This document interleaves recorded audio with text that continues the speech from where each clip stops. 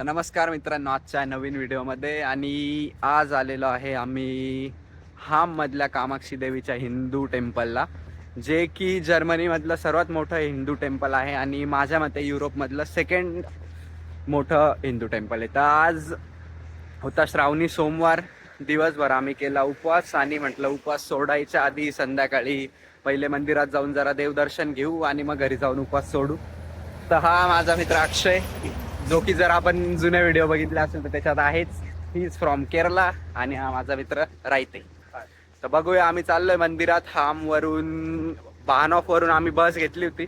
जवळपास एक अर्धा तास लागला पोहोचायला आणि आता स्टॉप पासून 150 मीटरचं अंतर आहे.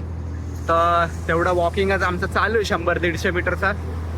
तर जसं मंदिरात पोहोचलं मध्ये गेल्यानंतर मधले इन्साइट्स आणि बाकीची जी इन्फॉर्मेशन आहे मी ती तुम्हाला देतो. ट्रक आहे शेजारी, ट्रक चालू आहे, त्याच्यामुळे ट्रकचा खूप मोठा आवाज होता.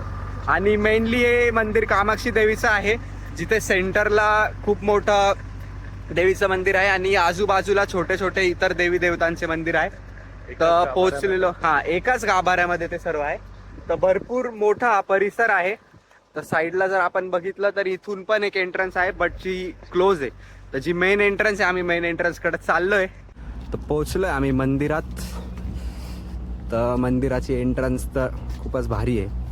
आपल्या द्राक्षाचे बागांमधल्या ज्या काड्या आहेत त्या काड्या इथे लावलेल्या आहे, फक्त द्राक्षांची कमी आहे. चला, हा आहे मंदिराचा गाभारा आणि समोर आहे पार्किंग. सध्या गर्दी कमी आहे, बट स्टील इट्स ओके.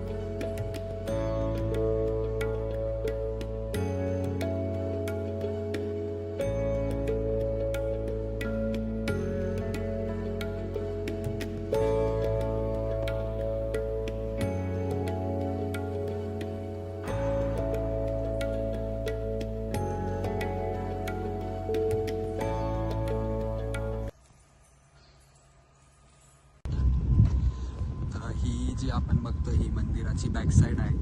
तर समोर हे जे एंट्रन्स दिसतंय इथे आपला प्रसाद आहे.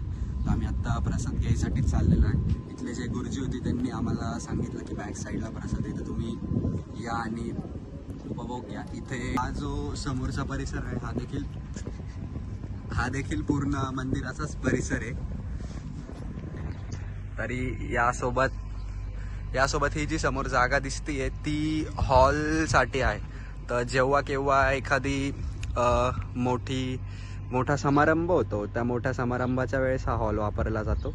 तर सध्या काही समारंभ नसल्या कारणाने आत्ता हा हॉल बंद आहे.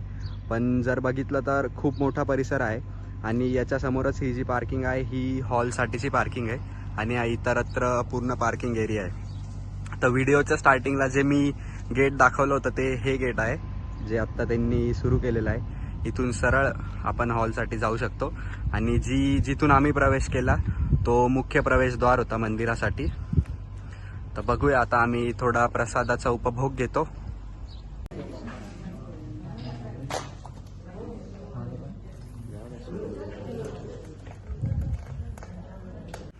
तर ही जी होती ही ती छोटीशी जागा आहे जिथे आम्ही आत्ता प्रसादाचा आस्वाद घेतला. तर आस्वाद घेतल्यानंतर प्रत्येकजण जसं की परंपरा आहे आपले आपले ताटं बाहेर टाकतं आणि कोपऱ्यामध्ये तो जो मित्र उभा आहे तिथे वॉश बेसिन आहे आणि नंतर आपल्या आपल्या खुर्च्या आपणच फोल्ड करून ठेवून द्यायच्या व्यवस्थितरित्या, जी की चांगली गोष्ट आहे जी सर्वांनी केली पाहिजे. तर चला आता झाला आमचा प्रसाद घेऊन, देवाचं दर्शन देखील घेऊन. ठरवत कसा होता प्रसाद? एकदम मस्त होता, छान होता एकदम प्रसाद. आणि प्रसाद तर छान असणारच कारण प्रत्येक मंदिरामधला जो प्रसाद आहे, आम्हाला तर भंडाऱ्यातला भात खायची सवय, तर आज त्याचीच आठवण झाली. मसाले भात खाल्ला, फक्त थोडासा केरळ स्टाईल होता, बट इट्स ओके. प्रसाद आहे, भारीच होता. तर यासोबत करू आपण आजचा हा व्हिडिओ एंड. आणि जर तुम्ही देखील जर्मनीमध्ये राहत असाल तर समर आहे, वेळात वेळ काढून मंदिराची भेट द्यायला या. मंदिर सकाळी 8 वाजता ओपन होतं आणि 1 वाजता बंद होतं आणि त्यानंतर संध्याकाळी 5ला ओपन होतं आणि 7पर्यंत चालू असतं. तर थोडा वेळ कमी आहे पण मंदिर चालू असतं. बट मंदिरामधले जे देवदेवता आहेत त्या देवदेवता झाकलेल्या असतात या वेळामध्ये. तर शक्यतो प्रयत्न करा की सकाळीच यायचा. बाहेरच्या देशांमध्ये आल्यानंतर मंदिरं फारसे बघायला भेटत नाही, पण आमचं नशीब चांगलं आहे की मी आत्ता इथे रायतेकडे हाममध्ये आलेलो आहे. तर इथेच सर्वात खूप मोठं मंदिर आहे. मंदिर आहे. तर नक्की तुम्ही देखील इथे जवळपास आला तर नक्की या मंदिराला भेट द्या आणि खूप भारी वाटलं. तर यासोबत करू आपण आजचा हा व्हिडिओ एंड. जय हिंद, जय महाराष्ट्र, जय श्रीराम.